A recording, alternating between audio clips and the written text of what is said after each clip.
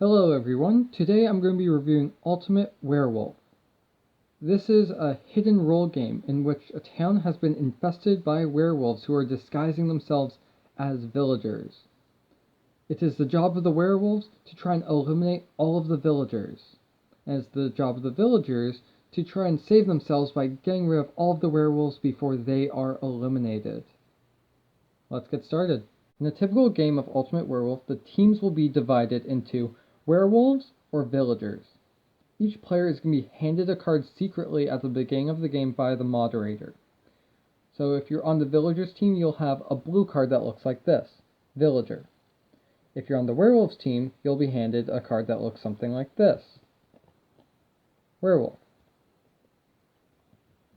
Basically, how the game will work is, at night, the moderator will call for the werewolves to choose a villager to eliminate.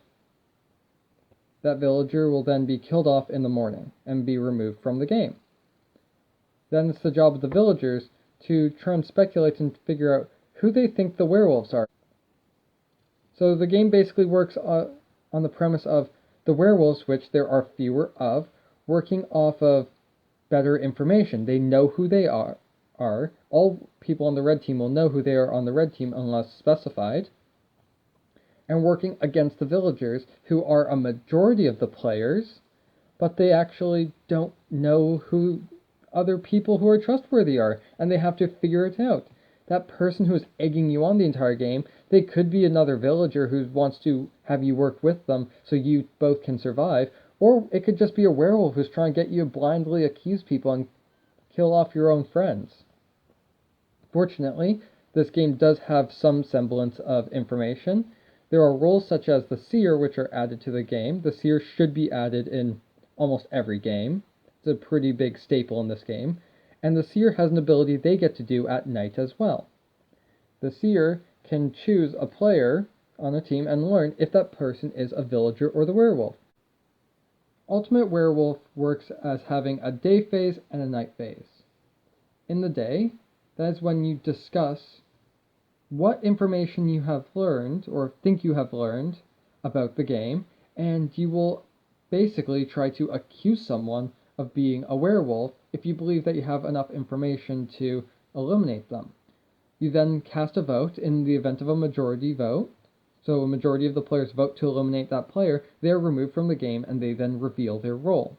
At night, the werewolves will be asked by the moderator to select a player.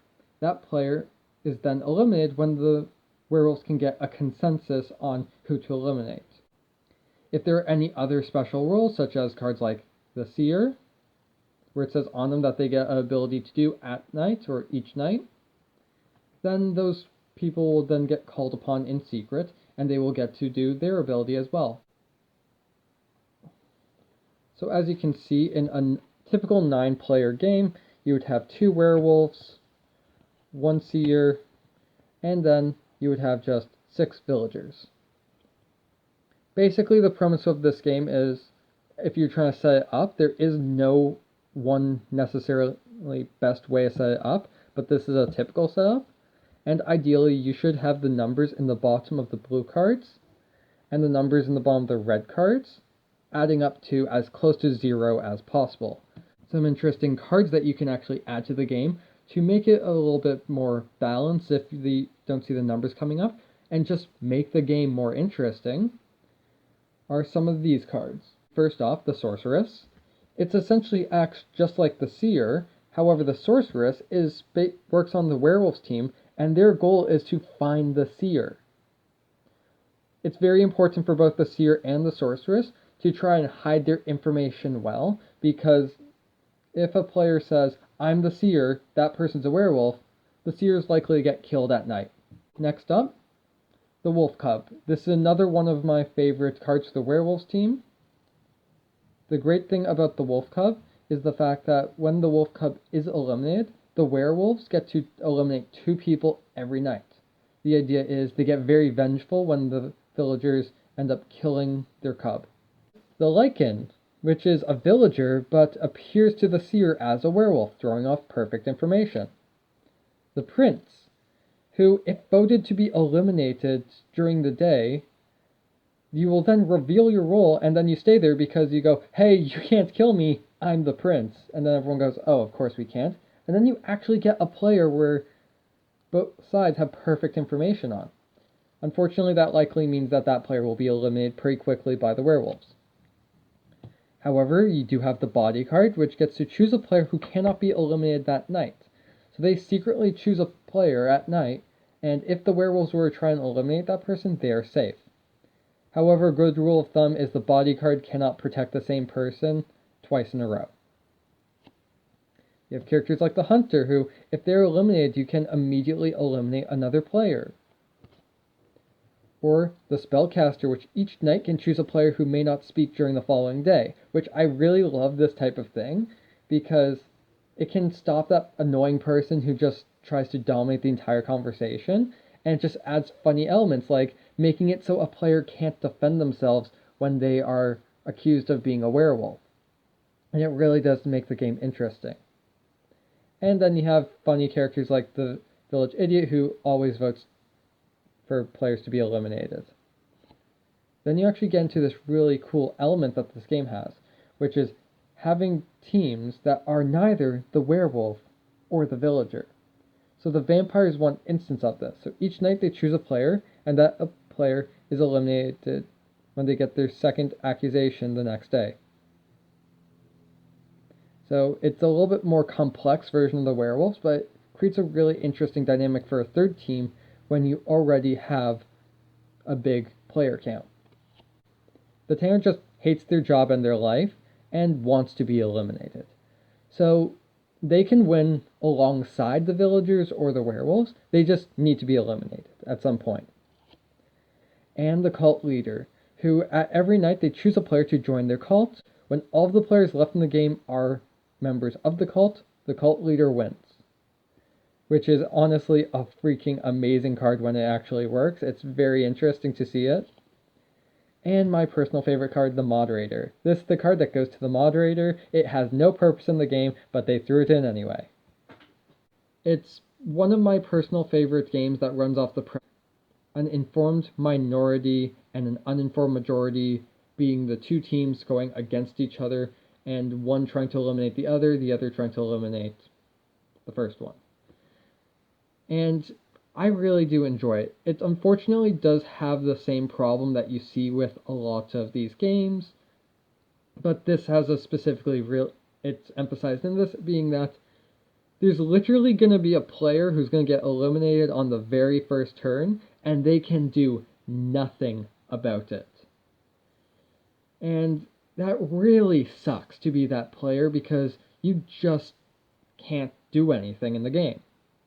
And depending on the groups that you play with, it might end up being the same person multiple times, and it just sucks for them if that happens because, unfortunately, these games can last quite a while. Like, it typically is around half an hour, but it could go an hour or even 90 minutes if you have large player counts. So that really is something I hate about this game. One thing that I do love about it is it's hilarious. You get all of these just conversations, and it's great to do if you somewhat know the people you're playing with. Basically, as long as some of the people there are acquainted with each other, it's going to be hilarious, and you're going to get better acquainted throughout the game. But yeah, those are the problems with it. It's one of those games where if someone tries to dominate the conversation, it really sucks. You could just vote them out, though, so that's something that's great about it.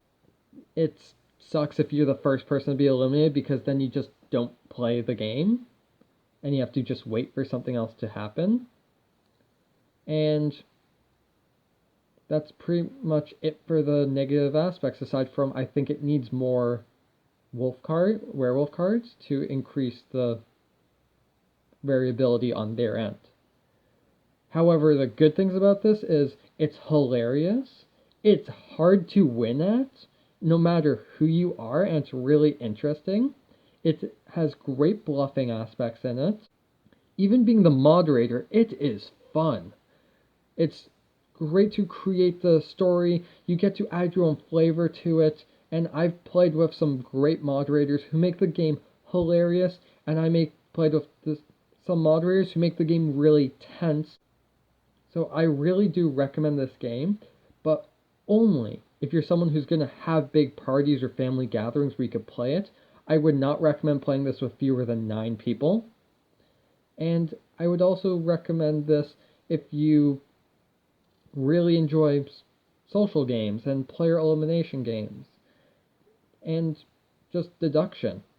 I do recommend Ultimate Werewolf. However, it really does depend on how many people you're going to play with. Don't play this if you're a family of 4 who doesn't go out and do anything else. Don't play this if it's just you and another person, because it's not going to work. Play this if you have family gatherings. Play this if you run gaming events or gaming nights or own a game cafe or doing anything that has a large group. So thank you all. Please like and subscribe. I also have an Instagram channel where I'll post updates about the videos, and as it gets more popular, I'll start doing more interactive things. Thank you for watching. Have a wonderful day.